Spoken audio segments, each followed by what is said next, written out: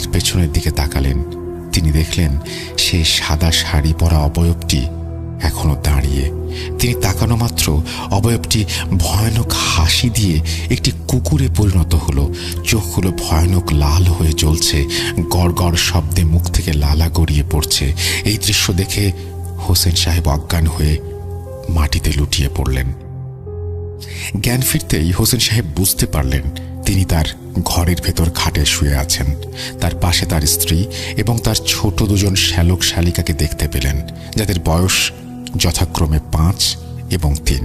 বলে রাখা ভালো যে হোসেন সাহেবের বয়স তখন 21 আর আয়েশার বয়স মাত্র 14। আয়েশা ভয়মাখা কণ্ঠে বলে উঠল, কি হয়েছিল তোমার? হোসেন সাহেব জিজ্ঞেস করলেন, তুমি কি কিছু দেখেছিলে? আয়েশা বললেন, কি দেখব? হোসেন সাহেব আয়েশা ভয় পেতে পারে তাই আর কিছু বললেন না, চুপ করে রইলেন। খুব ক্লান্ত ছিলেন, তাই খাবার যা ছিল তাই খেয়ে বিছানায় শুয়ে পড়লেন। হোসেন সাহেব হঠাৎ বলে উঠলেন, তুমি যখন দরজা খুললে তোমার হাতে একটা দা দেখলাম মনে হলো। আয়েশা বলে উঠলেন, হ্যাঁ, মানে আসলে এশার নামাজের পর কে যেন দরজায় কড়া নাড়ছিল। আমি দরজা খুলে দেখি কেউ নেই। তার কিছুক্ষণ পর আবারও কে যেন কড়া নাড়ল। আমি দরজা খুলে দেখি কেউ নেই। তার কিছুক্ষণ পর আবারও কে যেন কড়া নাড়ল। আবারও দরজা খুলে দেখি কেউ নেই। ভাবলাম ডাকাত কিনা, তাই পরের বার তোমার গলার আওয়াজটা পেয়ে দা নিয়ে বেরোলাম। হোসেন সাহেব চুপ করে ভাবতে লাগলেন, হচ্ছে কি এসব? হঠাৎ টিনের চালে প্রচণ্ড শব্দ। কেউ যেন লাফ দিয়ে টিনের চালে এসে পড়ল। শব্দের কারণে ঘরের ছোট সদস্যগুলো লাফ দিয়ে কান্না শুরু করল। আয়েশাও প্রচণ্ড ভয় পেয়েছেন, বোঝা যাচ্ছে তার মুখ দেখেই। ভয় পেয়েছেন হোসেন সাহেব নিজেও, কিন্তু প্রকাশ করলেন না। সবাইকে অভয় দিয়ে ঘুমোতে বললেন। আরও বললেন, হয়তো বেজি হবে, ভয়ের কিছু নেই।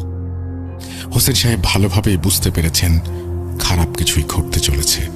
2-3 মিনিট পর চালের উপর থপ থপ হাঁটার আওয়াজ শুনতে পেলেন তিনি। চালের এ মাথা থেকে ও মাথা কি যেন হেঁটে চলেছে।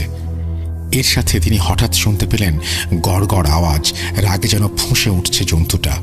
আয়েশা তার বাহু খামচে ধরল। অসহায় বোধ করলেন হোসেন সাহেব। আশেপাশে কোনো বাড়িঘর নেই, চিৎকার করে যে কারো সাহায্য চাইবেন সেই উপায় নেই। এদিকে জন্তুটার ভয়ানক গড় গড় আওয়াজটা বেড়েই চলেছে। তিনি আয়াতুল কুরসি পড়তে শুরু করলেন। ধীরে ধীরে আওয়াজটা কমতে কমতে একসময় নিশ্চুপ হয়ে গেল। হোসেন সাহেব স্বস্তির নিঃশ্বাস ফেললেন। হঠাৎ দরজায় কে যেন কড়া নাড়ল। জাহানারা বেগম ধরফড়িয়ে উঠলেন ঘুম থেকে। পাশে থাকা কলসি থেকে পরপর 2 গ্লাস পানি খেলেন। ভাবতে থাকলেন স্বপ্নের কথা। কি দেখলেন তিনি? ভাবতে ভাবতে শুয়ে পড়লেন তিনি। পর মুহূর্তে উঠে তৈরি হয়ে নিলেন।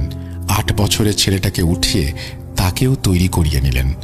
ভাবিকে ঘুম থেকে ডেকে তুললেন। ভাবি, আমার যেতে হবে। ভাই সকালে মসজিদ থেকে ফিরলে তাকে বলবেন যেন আমার বাসায় যায়।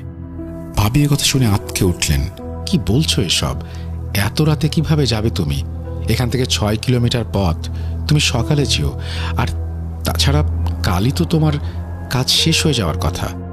জাহানারা বেগম তার বাবার বাড়ি এসেছিলেন তার স্বামী শামসুদ্দিনের জমি সংক্রান্ত একটা ব্যাপার নিষ্পত্তি করতে। শামসুদ্দিন সাহেব করাচিতে অবস্থান করায় কাজটি জাহানারা বেগমের ওপর এসে পড়ে। কিন্তু এখন জাহানারা কোনো কথা মানতেই নারাজ। বললেন, ভাবি, আমার ছেলে মেয়ে